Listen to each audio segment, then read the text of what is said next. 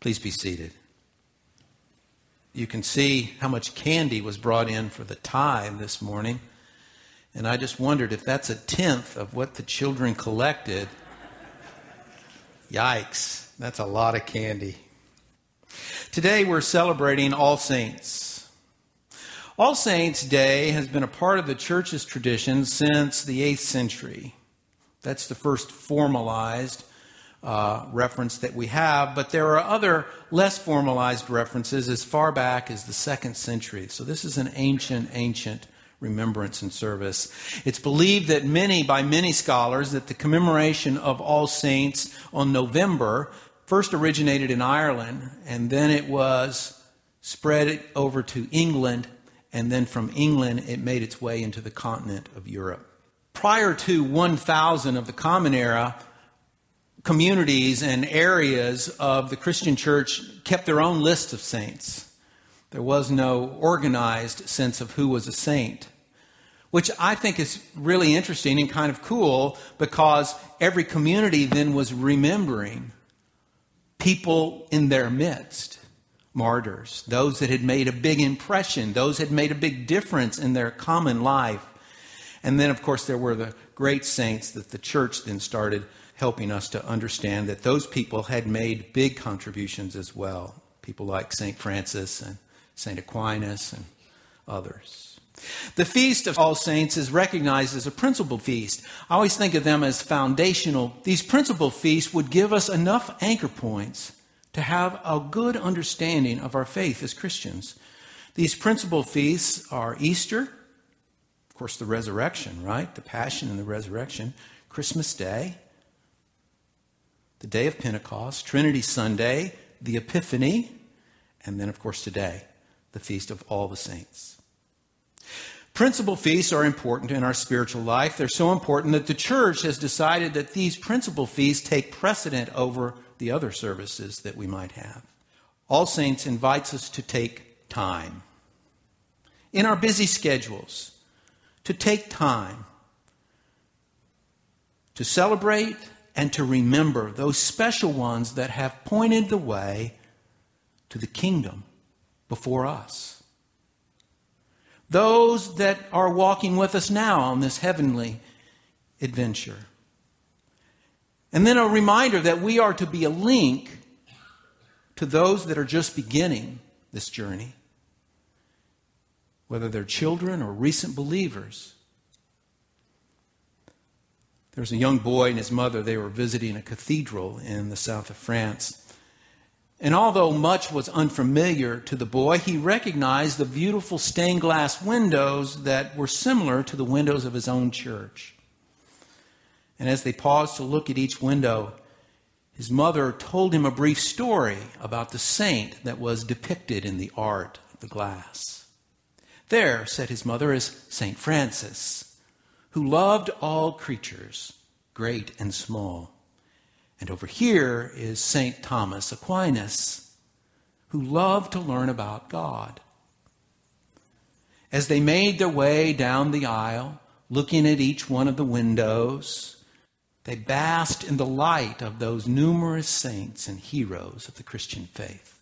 When they arrived back at their hotel room, the boy called his father. So his dad asked, "Well, what did you see?"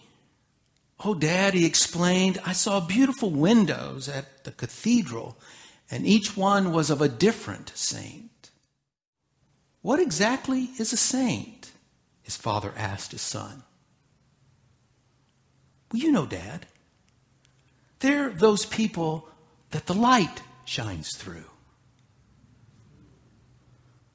Saints, the people that the light shines through. The faithful ones who shine the light of humility, love, service. Those who blaze trails of faith. Those who widen the trail of discipleship. And those who took time on the trail to help and encourage those along the way. Those that help us to find the holy in the everyday. Those that encourage us to find meaning in every moment. Dietrich Bonhoeffer, who was a German Lutheran pastor, he was also a theologian, and he was martyred for his faith, wrote, "The church is nothing but a section of humanity in which Christ has taken form." The Greek word usually translated as saint is hagios. It is an adjective, and it's often connected to its meaning being holy. It can refer to holy things or holy people. The word holy means to set apart. We might paraphrase it and say it's special. So we have Holy Communion is a special fellowship between God and us and each other. The Holy Spirit is a special breath or wind from God. God said, "Remember the Sabbath day and keep it holy," which means to make that day special. A form of that word is used in the Lord's Prayer. Hallowed be thy name. It means to make or treat God's name as holy, to make it a special name. A saint is a holy person,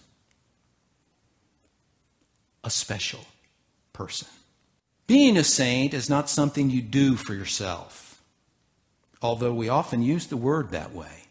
We often think of a person as a saint because they live a very good life. But a saint is a saint because of the contact and then the connection they have with God, and how they use that contact and that connection to be a blessing to others. Most people never get to know a special saint like Mother Teresa, but they will get to know you. Most will never hear a voice in the whirlwind that silences all the questions, but they will hear you. Most will never get a personal glimpse of God, but they will see you, and they will see what shines through you. As saints, we are to shine the light of God's love and blessing for all people to see. And it's all that many people will ever see. So on this day, we fragile, frail folks, we're recognized today and encouraged to let the light shine through us into an increasingly darker world. It is what saints do, or try to do, and we do it best when we do it together. And that's when we really become the church, when we do it together. Today, as we gather at this Lord's table, remembering the faithful and recommitting our lives to be faith-filled, today as we eat and drink this Spirit-infused bread and wine for our spiritual nourishment, as we are renewed with spiritual strength for the mission ahead, let us declare and decide that we will be the mission and the calling of this community as saints. And may the light of Jesus always shine through you.